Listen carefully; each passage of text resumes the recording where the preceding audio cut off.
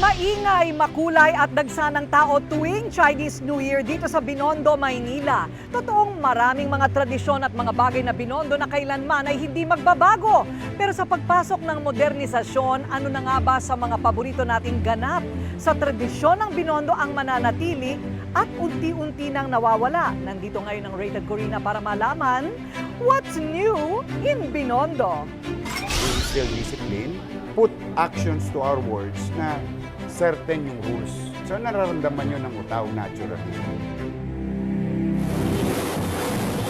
Taon-taon, maningning, napakasigla at napakasaya ng Binondo o Manila Chinatown na sentro ng selebrasyon ng pagsalubong ng mga kapatid nating Chinoy o Filipino-Chinese community tuwing Chinese New Year. Itinuturing na pinakamatandang Chinatown sa buong mundo ang Binondo. Naging tahanan ng mga Sangli o converted Chinese immigrants ang Binondo noong panahon ng Kastila. Ang Binondo ay isa sa pinakamaksaysayang distrito sa Maynila. No? Mahigit 4 na raang taon na siya. Marami na nagpunta rito, yung mga imigranteng Chinos. Ang unang bagsak nila ay sa Binondo. Dito sila nagsisimula ng buhay. At sa paglipas ng panahon, niyakap ng mga Pilipino ang kultura ng mga Chino. Naging sentro ng pangangalakal ang Binondo. Noon pa man, dinarayo na ang Binondo dahil sa mga tinitinda nitong pampaswerte. Sa Ongpin Street, nakatindig pa rin ang 80 taon na victory. At ang pampaswerteng tinitinda noon ay arinola at palanggana para sa mga ikakasal. Nagsimula ito sa grandparents ko, my grandma and grandpa. Almost 80 years na rin itong tindahan. During 1930s, silang nagtuturo sa mga Chinese na ikinakasal, nag-engage.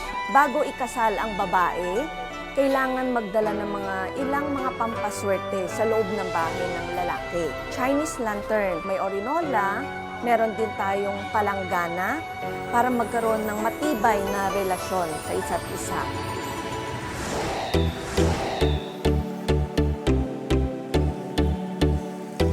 Pampaswerte din daw kapag nasa hapagkainan natin ang hopya at tikoy.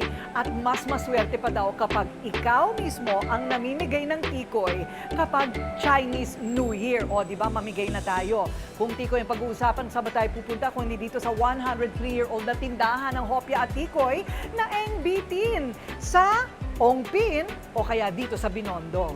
Ay, nako, Tikoy Paradise!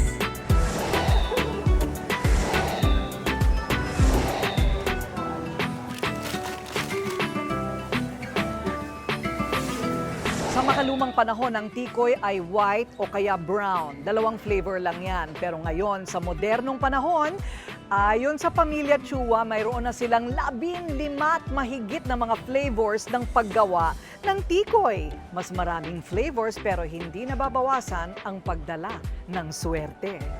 So sa modern flavors, meron tayong strawberry, meron tayong sweet corn, muscovado, ube, pandan, tsaka meron din tayong cheese. So meron rin tayong mga savory ngayon at yung tinatawag nating supreme kung saan merong salted egg tsaka minced pork. No? Wow! Tapos meron din tayong chorizo. Wow! Tsaka meron din tayong red beans. Ay, ang sarap din yan.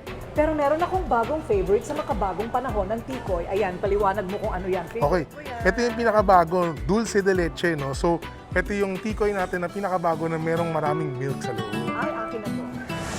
Sa Chinese New Year, no, importante dyan yung mga pagkain na nagsisimbolo ng luck, ng harmony, no, ng sweetness na sa isa't isa. Siyempre, hindi mawawala dyan yung tikoy, hindi rin mawawala yung hopya. Maraming bahagi ng Old Binondo ang nananatiling old, ibig sabihin luma. Halimbawa, ang restaurant na ito sa aking likuran, ang kauna-unahang restaurant sa Pilipinas since 1888. Biro ninyo, pinakauna, pinakaluma. New Toho Food Center. New daw, pero luma pa rin. Kung ano yung dati, hanggang ngayon, pasukin natin. Ilan sa ating mga bayani ay dito bumisita at kumain dahil sa masasarap na putahing authentic Chinese food. Ang supremong si Andres Bonifacio at Gregoria de Jesus, pork asado ang ino-order. sikat Jose Rizal, Yang Chow Fried Rice, Lumpiang Shanghai at Pansit Gisado. Ang nag-establish to 1888, then nag-pass on na sa grandfather ko, then father, then sa third generation, which is ako na nagmamanage.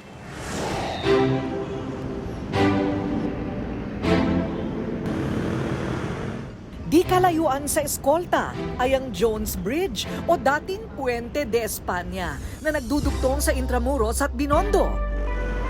Na simbolo ng pagkakakilanlan ng Maynila ang tulay.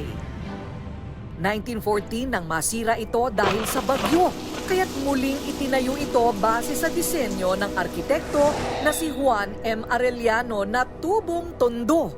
Binago ang pangalan ng tulay at ginawa itong William Jones Memorial Bridge na pangalan ng mambabatas ng Amerika na si William Atkinson Jones.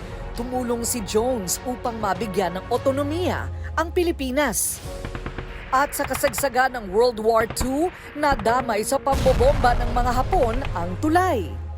Muli itong itinayo 1946 subalit na palitan ng simpleng design. At nito ngang 2019, sa tulong ng Chinese community at lokal na pamahalaan, na isagawa ang restoration at beautification ng Jones Bridge. Ang batang Mayor Isko Moreno ay isa sa mga tinitingala na tumutulong magdala ng pagbabago sa buong Maynila. So ito ang Jones Bridge. nagbabagong anyong Binondo. Oo.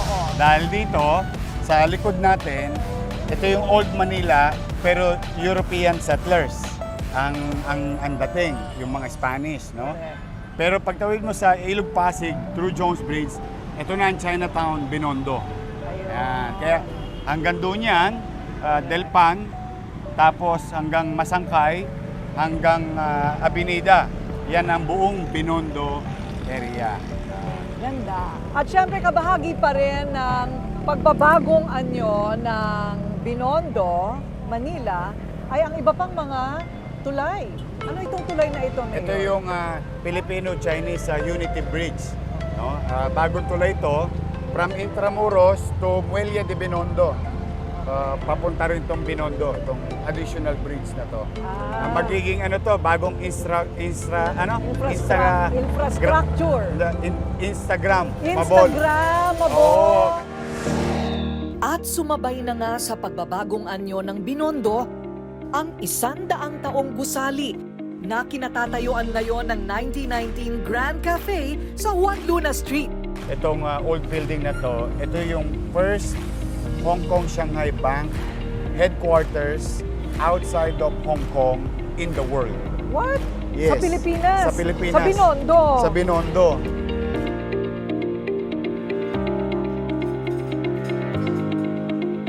Wow, Mayor, ang ganda. Pero mukha pa rin siyang bangko, no? Opo, ma'am. Ito talaga, bangko to.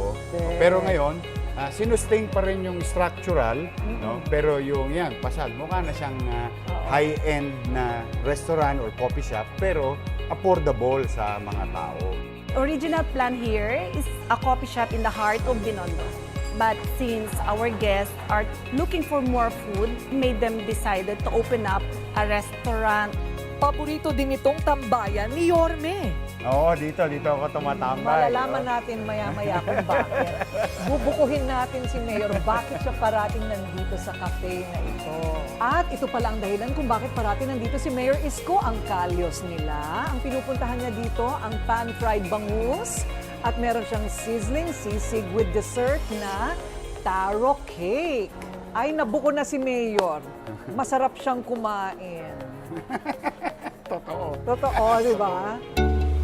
Mayaman sa kasaysayan na kailanman ay hindi mawawala sa Tatak Binondo.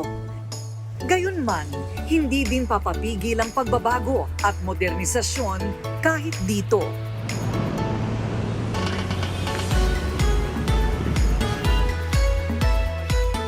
Yung grupo namin, ang tinatawag sa amin ay mga eskoltambay. Since na eskolta ang lugar, lahat kami dito, actually mga mahihilig sa patawagin kayo mga magluluma. At the same time, yung lugar, luma ang lugar . sa eskolta. Kaya naisipan namin gawing tambayan pangsamantala na hindi naman namin akalain na magkiklik. Naisip namin na kahit pa paano, buhayin nga natin yung dating eskoltang masigla. Yun ang pagkakaroon natin sa mga grupo. Kasi sayang naman eh. Nandito lahat ng mga lumang building, nandito pa po eh. Ang maganda dito is yung area is now safe.